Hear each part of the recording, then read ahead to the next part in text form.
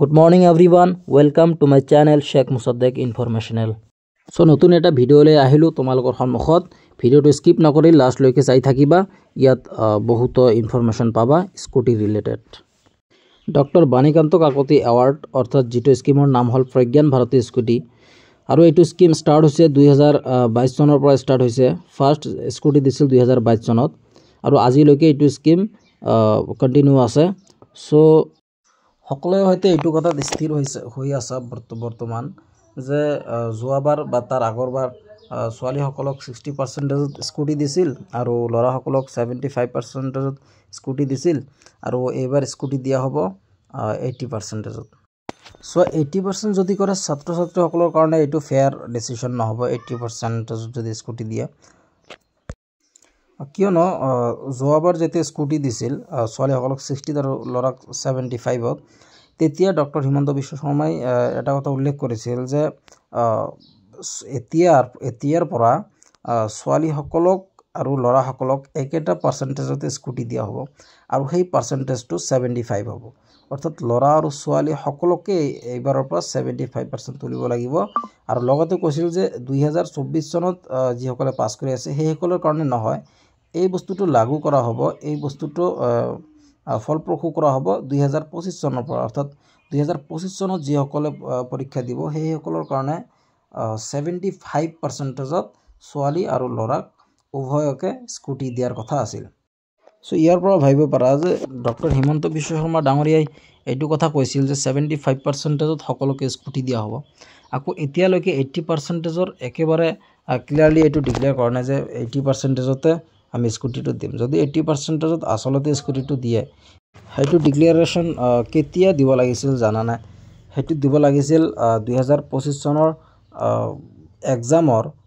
আগতে এক্সামৰ বহুত আগতে দিব লাগিছিল কিয়নো ষ্টুডেন্টছে হেতুৰ কাৰণে প্ৰস্তুত লোৱাৰ কাৰণে হিয়তৰ টাইম লাগিব হিয়তে ডাইৰেক্ট যদি কিবা এটা আশা কৰি আছে মই 75% মই পাই যাম আৰু স্কুটি এবাৰ পাম হেতু হিয়তৰ এটা মনত আশা থাকি যায় আৰু হঠাতে এক্সাম দিয়াৰ পিছত বা এক্সামৰ সময়ত আছে আহি এটা কথা আহি গল যে 80% লাগিব এটো ফেয়াৰ হ'ব জানো ষ্টুডেন্টৰ হইতে ফেয়াৰ হ'ব জানো সো এটো কথা চিন্তা কৰিবা মুখ্যমন্ত্ৰী ডাঙৰীয়াও তো এটো কথা ভাবিবই না যে আসলতে লৰা ছোৱালীৰ কাৰণে এটো ফেয়াৰ হ'ব নে নাই আৰু সেই কাৰণে যোৱাবাৰ যেনেকৈ কৈছিল 75%ত আমি স্কুটি দিম একেবাৰে 90% চান্স আছে যে লৰা আৰু ছোৱালীৰ কাৰণে উভয়ৰে 75% লাগিব স্কুটিৰ কাৰণে